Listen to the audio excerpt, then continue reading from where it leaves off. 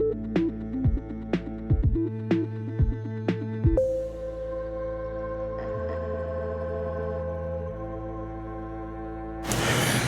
guys, welcome back to releasethecraftin. Priscilla here to kick off the first day of the Shabby Creep Challenge. So you guys, this is a challenge / channel hop, so that's why the calendar's here. You can check the calendar on my blog, or you can just try to read it through the screen. I don't suggest it, that's difficult, but it's a channel hop, so we're doing this challenge. It's Shabby Creep theme, which is shabby chic and creepy things together in one.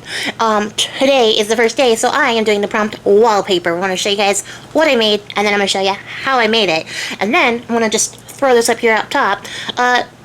Come back tomorrow to YouTube, not to my channel, but to YouTube, so that you can check out Serene Bookworks on her channel. I'll link that down below, don't worry, I got you covered, and see what she does for Windows. And then, you know, we'll just follow the channel hop until you get back to me, and we'll do this all over again a couple more times until we get to the end of the month. How's that sound? Fantastic. At any rate, for wallpaper, I made these today.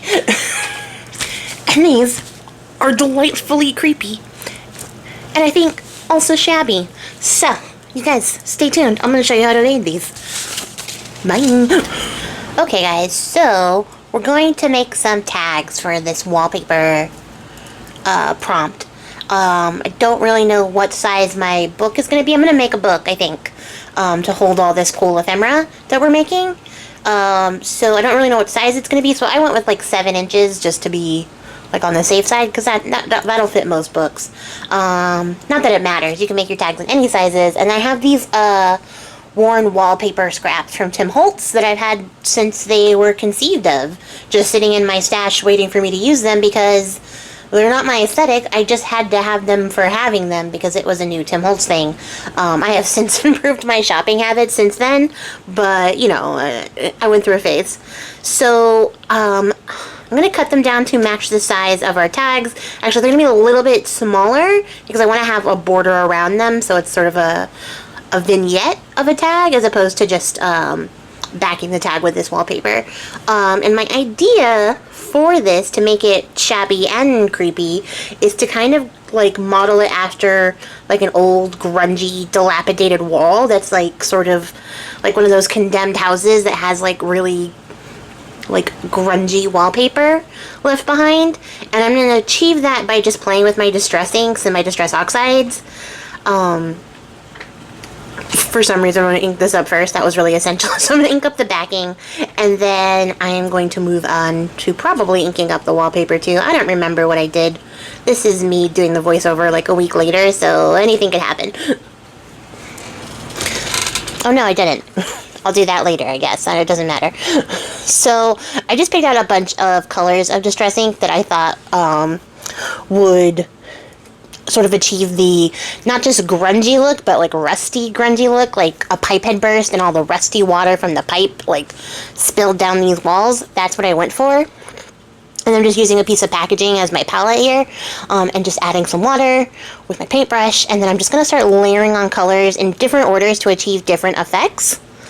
So here I'm starting it with like some rusty hinge. This is the distress oxide, so it's going to be like opaque. It's also going to dry with like that oxidized whitish tone, because I'm using water to thin it out, so just be aware that's going to happen. And then I'm going to mix it up with some vintage photo like distress ink to do the splatters. And I don't really have like a clear plan in mind so much as I have like a color palette and a dream to go with. And I would say this is a really great way to get familiar with not only your distress inks and stuff like that, but also color palettes as you're working through them, because I played around with like the order in which I applied stuff and things like that, also like the different consistencies, stuff like that, just to get a feel for what I was working with in my mediums, to play with like transparency and opacity, those kind of things. And I didn't mention this, but I'll mention it now. What I'm doing to begin with is adding water where I want the color to spread the most on the tag. And I'm trying not to waste any ink. So you see I added the splatter of the ink I used on the last tag onto this one. And then I'm going to add the water down because that's where I want the water to go. So I'm trying to be mindful of like where I applied that water as I apply the color, because wherever I apply the color, it's going to have more of a blurred out like splotchy effect where the water is, as opposed to where the actual like cardstock of the wallpaper is, that the dry cardstock is.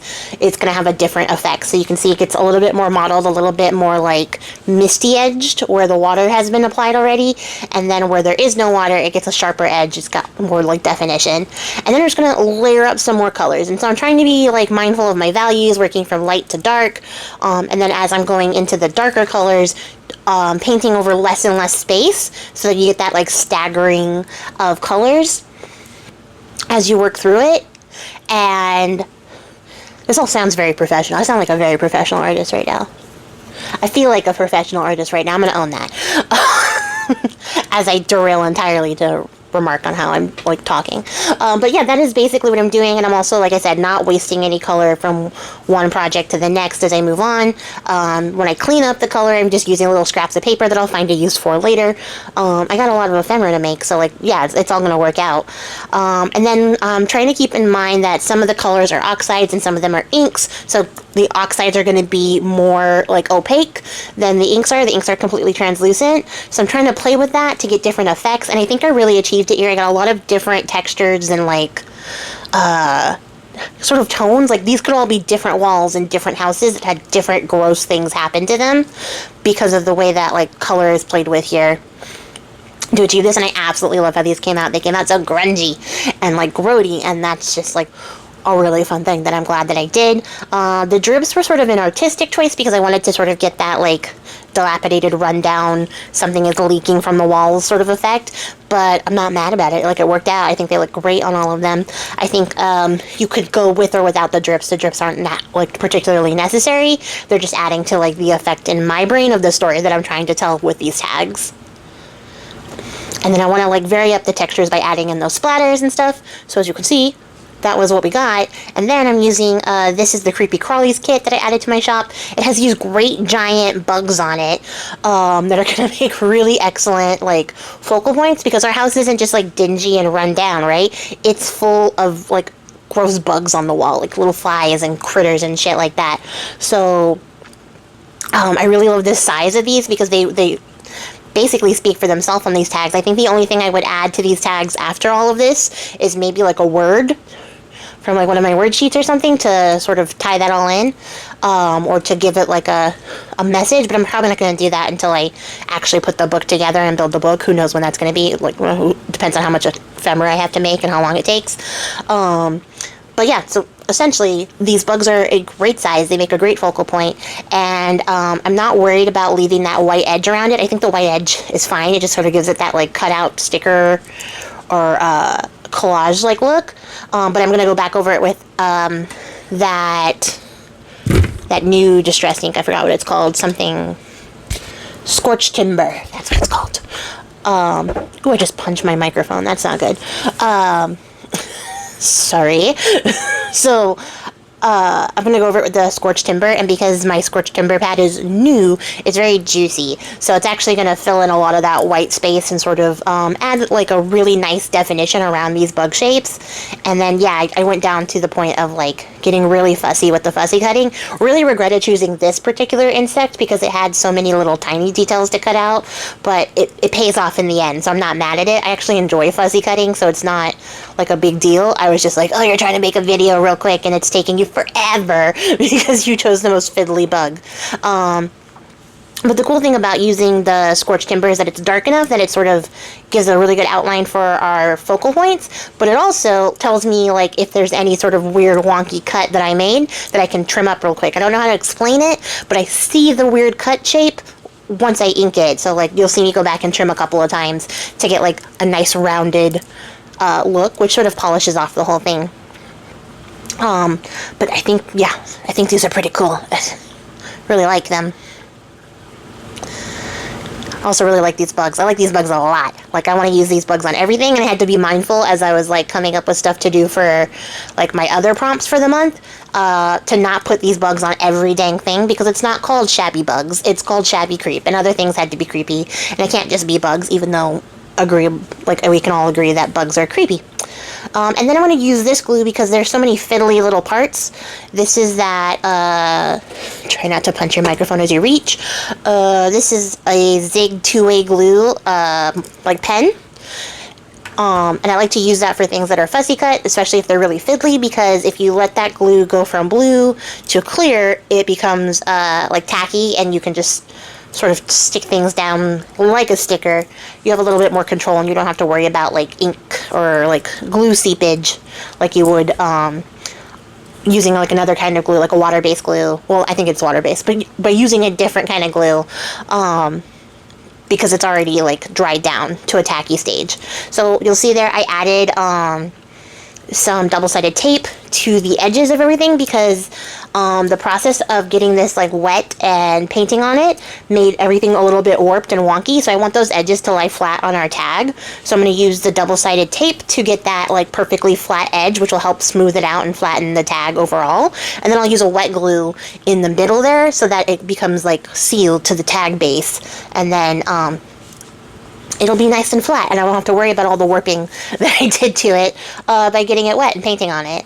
And then I'm just going to add like a little bow with this like, it's this fiber that somebody sent me in a Happy Meal, and it's like, it's kind of like eyelash trim, but it's like really fuzzy, like mole hair, or I don't know, beaver hair. I haven't seen beaver hair, but you know, like dry beaver hair, that's what it looks like to me.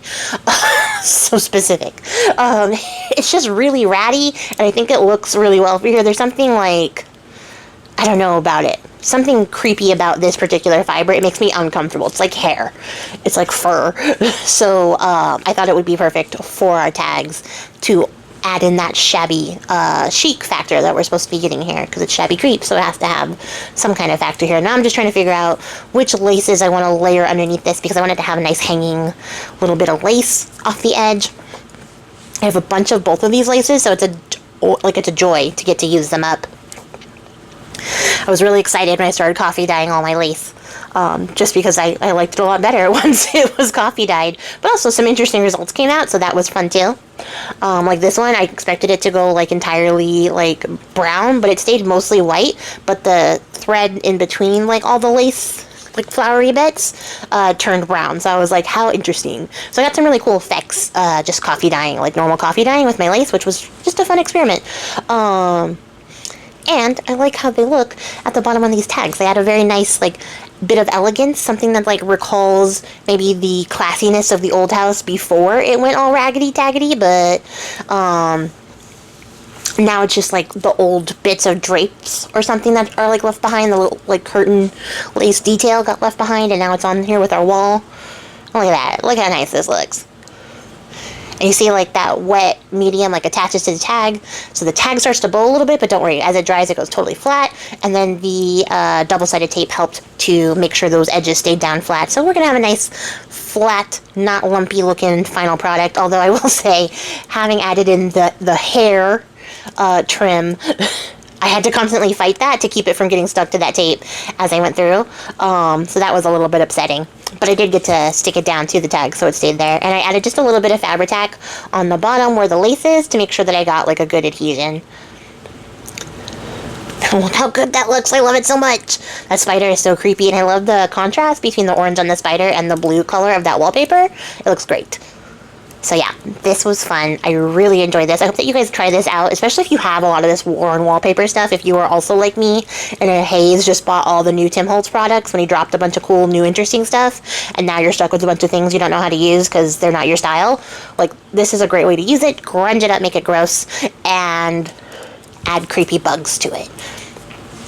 But yes, I think now that I'm watching this, I think I am going to go back and add a word sentiment or something at the bottom there, just because there's a lot of space. A little space in there that I think is perfect for a word, but I love how these came out. I really like them. I think they look great. So yeah, tune back in to Serene Bookworks tomorrow, guys, so that you can see what she does for day 2. And, you know, happy creeping, I guess. I don't know what else to say. I appreciate your faces. I will catch you guys all in the next one. Until then, bye!